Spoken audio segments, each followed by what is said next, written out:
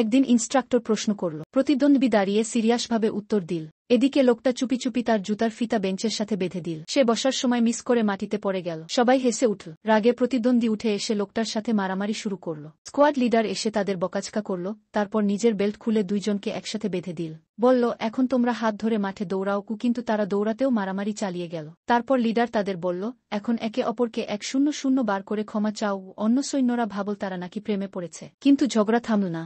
শারীরিক পরীক্ষার সময় তারা আবার প্রথম হওয়ার জন্য লড়াই করল। ভঙ্গিমা ট্রেনিংয়ের সময় স্কোয়াড লিডার বলল, তোমার ভঙ্গি ঠিক না, লোকটা তোমাকে সাহায্য করবে।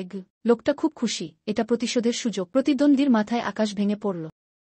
লোকটা তার কলারে সুচ ঢুকিয়ে দিল, বগলের নিচে ও পায়ের মাঝে তাস রাখল, টুপি উল্টো করে পরিয়ে দিল। প্রতিদ্বন্দ্বী গালাগাল করতে লাগল, কিন্তু সূচের খোঁচায় কাতর হয়ে গেল। লোকটা ছায়ে বসে গান গাইতে লাগল, ইচ্ছে করে বাজে গান গাইছিল যাতে সে হাসে।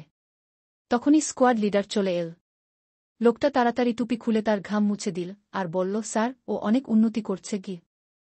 স্কোয়াড লিডার খুশি হয়ে বলল, তোমরা সত্যিই ভালো টিম।